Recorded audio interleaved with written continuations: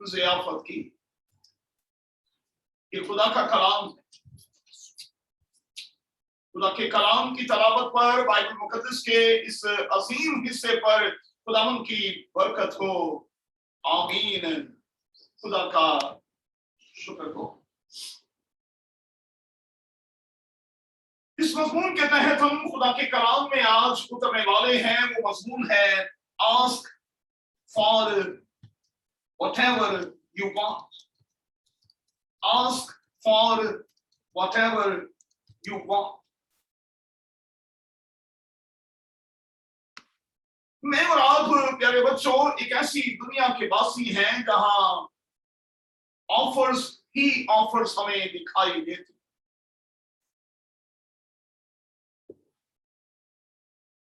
आप बाजार का रुख करें तो आपको बड़े बड़े पम्फलेट्स, बड़े बड़े बैनर्स जो हैं वो ऑफर्स के हवाले से लगे हुए वाज़े तौर पर दिखाई देते। कुछ पर लिखा होता है कि आप अगर एक चीज लेंगे तो उसके इब्साने में आपको एक चीज मुफ्त दे दी जाएगी। और मैं समझता हूं कि जब ऑफर्स की बात की जाए तो फिर ऐसे मॉल्स में, ऐसे बाजारों में लोगों का हजूम हमें दिखाई देता।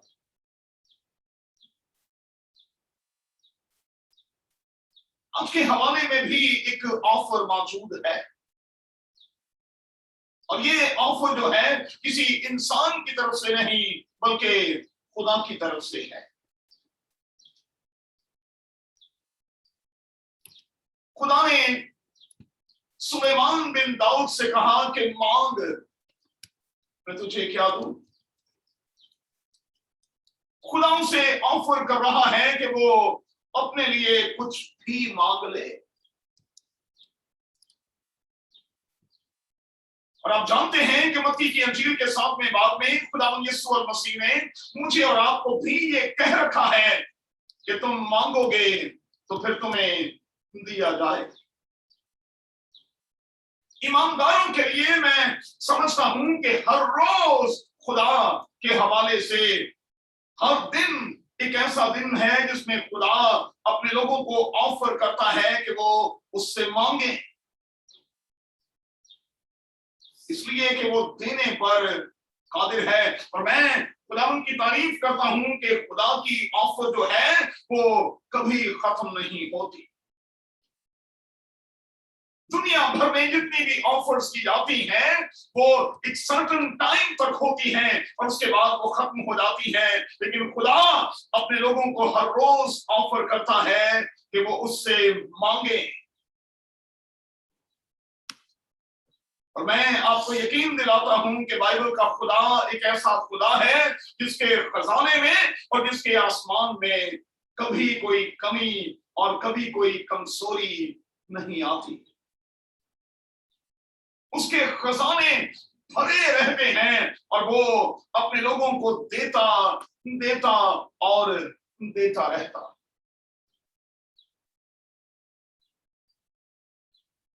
खुदा आज की इस इबादत के हवाले से मुझे और आपको ये ऑफर कर रहा है कि आए मेरे बेटे, आए मेरी बेटी, मांग, मैं तुझे क्या दूं।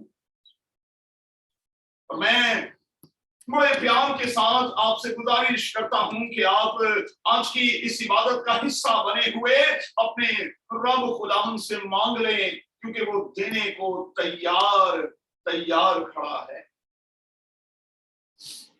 अपने कानों को ट्यून करें। बाइबल का खुदा मुझे और आपको कह रहा है, आए मेरे बेटे मांग, आए मेरी बेटी मांग, मैं तुझे क्या दूं।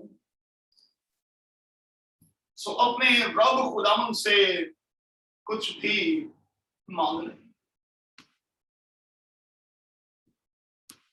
सुलेमान बिन दाऊद ने जो कुछ मांगा, बाइबल के खुदा ने न सिर्फ उसे वो दिया बल्कि उसके साथ साथ और भी बहुत कुछ दिया।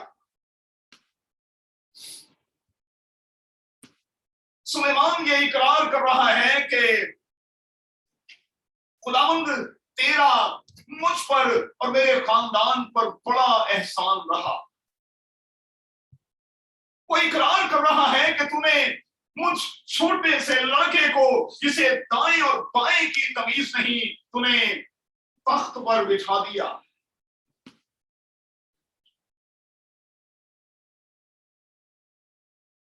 और वो खुदावंद से कहता है कि खुदावंद,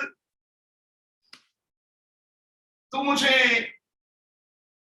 हिकमत दे, तू मुझे दानिश दे,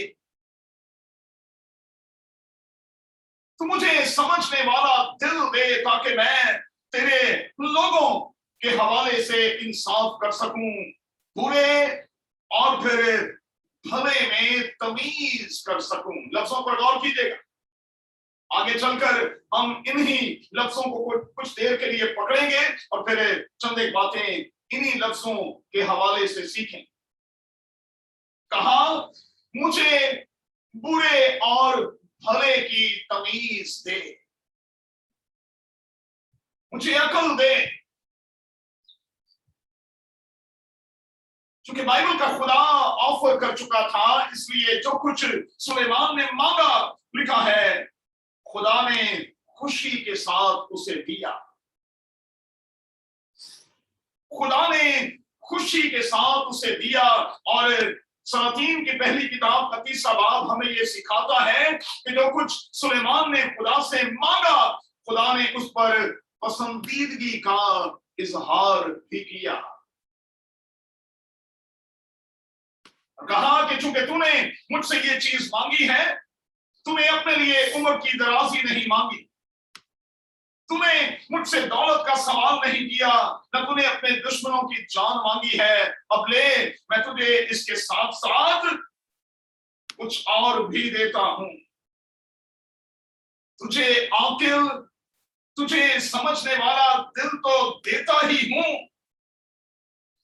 लेकिन मैं तुझे इसके साथ साथ कुछ और भी देता हूं, जो तेरे दौर में किसी और को नसीब नहीं होगा। मैं तुझे दौलत भी देता हूं, मैं तुझे इज्जत भी देता हूं, और मैं तुझे तेरी उम्र भर यूनिक भी बना देता हूं।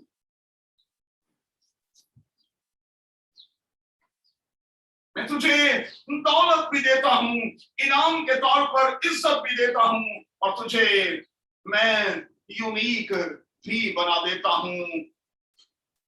तेरे मुकाबले में दुनिया का कोई और शख्स नहीं होगा। ये सुलेमान के साथ खुदा का वादा है, और आप जानते हैं कि ऐसा ही हुआ। तो मैं बड़ा हैरान हूं कि इस शख्स ने बुरे और भले के हवाले से, तमीज के हवाले से, इंसाफ के हवाले से खुदा से हिकमत तो मांगी, लेकिन हिकमत का इस्तेमाल करना ये शख्स भूल गया।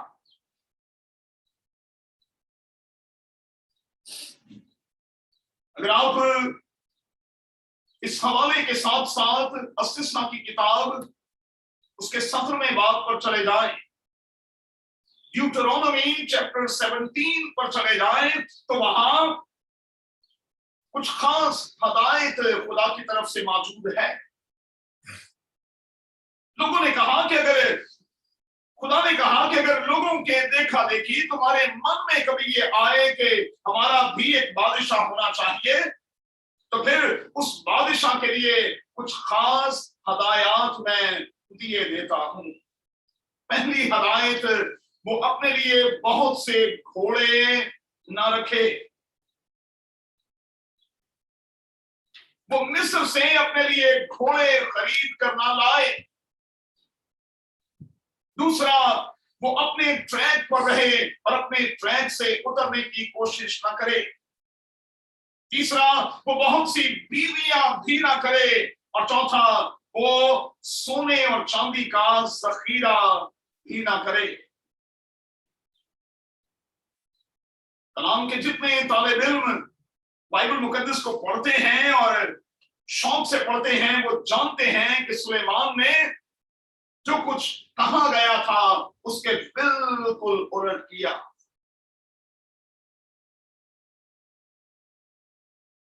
एक यहूदी रवायत है, ध्यान से सुनिएगा।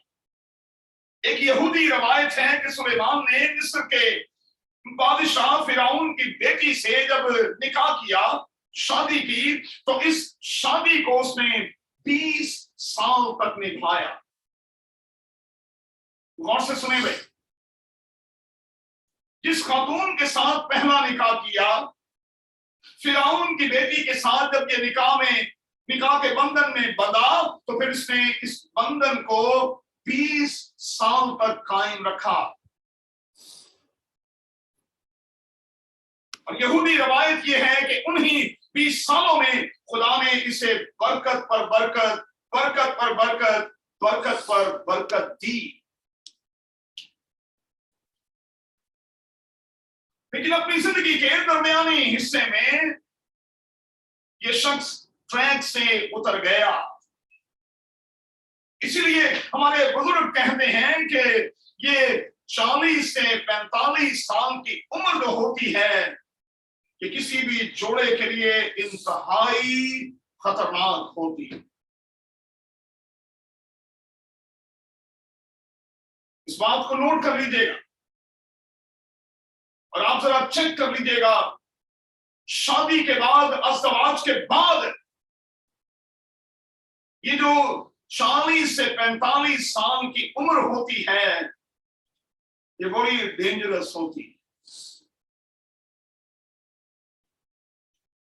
इस उम्र के हिस्से में बहुत मोहतात होने की जरूरत है, क्योंकि कई बार जब आप ट्रैक से उतरते हैं तो फिर आप डेड एंड की तरफ चले जाते हैं। और मैं समझता हूं कि बाइबल का खुदा ये चाहता है कि जब आपने अपनी जर्नी को शुरू किया है तो इसका इख्तिताम भी बड़ा शानदार होना चाहिए। लेकिन सुलेमान के मामले में ऐसा नहीं हुआ। 20 साल तक उसने शादी निभाई, खुदा ने बरकतों पर बरकतें दी, लेकिन जब वो खवातीन के चक्कर में पड़ गया तो आप जानते हैं, लिखा है कि उन औरतों ने उसका दिल उसके जिंदा खुदा से फेर दिया। उन औरतों ने उसका दिल उसके जिंदा खुदा से फेर दिया। और आप जानते हैं कि जिंदगी के इख्तितामी अरसे में जब इसी शख्स ने वाइज की किताब को लिखा, जिसमें हिकमत और दानिश की बातें लिखी, तो जिंदगी के इन सारे तजर्बों को कर चुकने के बाद ये इसी नतीजे पर पहुंचा कि सब कुछ मीनिंगलेस है, फजूल और बेकार है।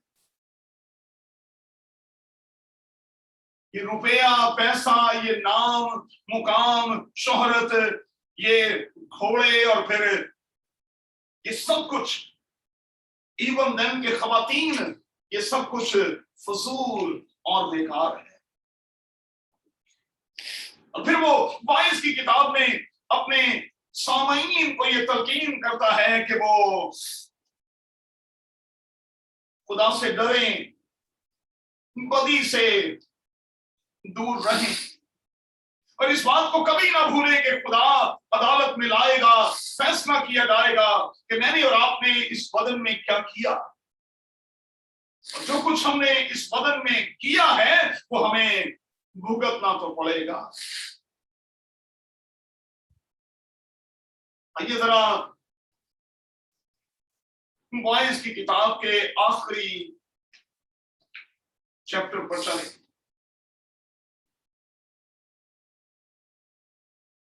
अगर आपके पास बाइबल मुकद्दस का पुराना ट्रांसलेशन है तो मेरे साथ देखें सफा नंबर 654 पर, पेज 654 पर। एक पूरे शख्स के तौर पर जिंदगी के सारे तजर्बे कर चुकने के बाद, हिकमत लेने के बाद, 20 साल तक उन कायदों पर चलने के बाद जब ये शख्स ट्रैक से उतर गया, फिर प्रॉब्लम्स शुरू हो गई। और जिंदगी के आखिरी हिस्से में यही शख्स नसीहत के तौर पर वाइज की किताब को नौजवानों के लिए लिखता हुआ कहता है, ऐ जवान, तू अपनी जवानी में खुश हो और उसके आयाम में अपना जी बहला और अपने दिल की राहों में और अपनी आंखों की मंजूरी में चल, लेकिन लेकिन याद रख कि इन सब बातों के लिए खुदा तुझको अदालत में लाएगा। उस गम को अपने दिल से दूर कर और बदी अपने जिस्म से निकाल डाल, क्योंकि लड़कपन और जवानी दोनों बातिल हैं। ये झूठ है सब कुछ। और इस झूठी शान, आन बान और ठाठ के साथ कब तक कोई शख्स जिएगा? ये सब कुछ फजूल और बेकार है, क्योंकि ना तो हम दुनिया में कुछ लाए, ना कुछ दुनिया से ले जा सकते हैं। बस अगर हमारे पास खाने पीने पहनने को है तो मुकद्दस पौलुस कहता है हमें खुदा की शुक्रगुजारी करनी है और अपनी हद को किसी भी सूरत में क्रॉस नहीं करना है। नौजवानों को तलकीन करता है कि अपनी जवानी में अपने खालिक को याद कर। ये याद रखना बहुत जरूरी है, बहुत जरूरी। जबकि बुरे दिन नहीं आए, जबकि वो वर्ष नहीं आए जिनमें तू कहेगा कि इनसे मुझे कुछ खुशी नहीं। जो हम उम्र में आगे बढ़ते और बढ़ते चले जाते हैं, ख्वाहिशें खत्म होती चली जाती हैं और फिर हम कहते हैं माजी में जो कुछ हमने किया है सचमुच वो फजूल और बेकार है, वो मीनिंगलेस है, उसका कोई फायदा नहीं है। सुलेमान नौजवान बेटों और बेटियों को तलकीन करता है कि वो अपने रब खुदावन को पहचाने। जबकि सलातीन की किताब का 3रा बाब ये बताता है कि ये खुद चूक गया। इसने खुदावन से ये तो कहा कि मुझे बुरे और भले की इम्तियाज दे, खुदा ने दी। इसने खुदा से अक्ल मांगी, खुदा ने दी। लेकिन ये ट्रैक से हट गया। एक बात याद रखिएगा और इस बात को नौजवान बेटे और बेटियां कभी ना भूलें। मैं हमेशा कहता हूं कि छोटा शख्स हमेशा छोटी गलती करता है और बड़ा शख्स हमेशा बड़ी गलती करता है। छोटे शख्स की गलती जो है वो तो कहीं छुप जाती है, लेकिन बड़े शख्स की गलती कभी नहीं छुपती। बड़ा शख्स हमेशा बड़ी गलती करता है और बाइबल मुकद्दस ने खवातीन को लेकर जितनी बड़ी गलती इस शख्स ने की, किसी और ने बिल्कुल नहीं की। 1000 के करीब 700 शहजादियां और 300 हरमें जो थी इस शख्स ने अपने पास रखी हुई। अगर आप गूगल करेंगे तो आपको मालूम होगा कि पुराने दौर में बादशाह जो हैं वो जहां जहां अटैक करते थे, जहां जहां अपना रोब और तसल्लुत दिखाते थे, वहां की खवातीन जो है उनको अपने साथ ले आते थे, अपनी हरमें बना लेते थे, कुछ के साथ वो शादियां कर लेते थे ताकि वो अपनी पावर और अपनी ताकत को दुनिया के सामने दिखा सके। 30 साल तक एक शादी निभाई और उसके बाद ये शख्स ऐसा ट्रैक से उतरा कि फिर इसका दिल इसके जिंदा खुदा से फिर गया और ये अपने खुदा के साथ कामिल न रहा।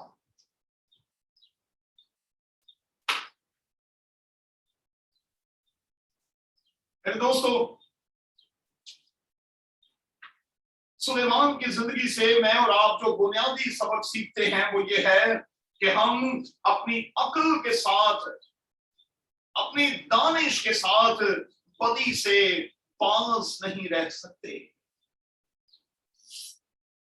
मैंने कितनी बार कहा, अगर कोई अक्ल के साथ सोचता है कि वो बदी से बाज रह सकता है तो फिर वो सुलेमान की कहानी को पढ़ ले। अगर कोई ये समझता है कि वो अपनी वजाहत और अपनी ताकत के जरिए से बदी पर गालिब आ सकता है तो फिर वो सैमसून को पढ़ ले। अगर कोई इस मुखालते में रहता है कि वो तो खुदा के दिल का बंदा है और उससे गलती नहीं हो सकती तो फिर वो दाऊद के वाकया को, उसकी जिंदगी को पढ़ ले। इसीलिए बाइबल मुकद्दस में आया है, खबरदार कोई अपने आप को कायम न समझे। पहले ग्रंथियों के 10वें बाब में लिखा है, खबरदार, ये वार्निंग साइन है, खबरदार कोई अपने आप को कायम ना समझे क्योंकि हम किसी वक्त भी गिर सकते हैं।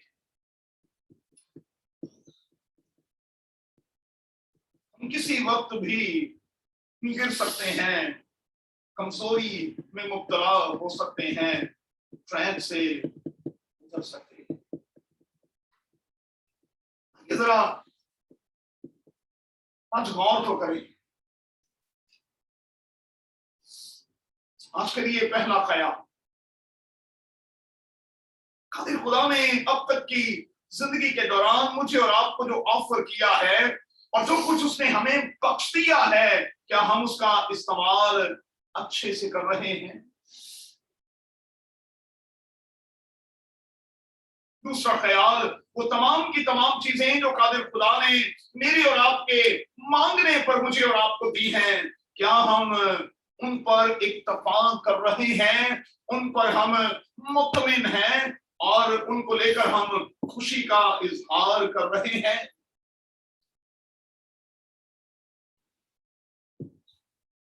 पंद्रहवीं आयत का आखिरी हिस्सा बताता है कि जब खुदा ने इस शख्स को सब कुछ दिया, जो कुछ मांगा वो भी दिया और उसके साथ साथ इज्जत और दौलत भी दी, तो लिखा है उसने एक बहुत बड़ी पार्टी शूट की।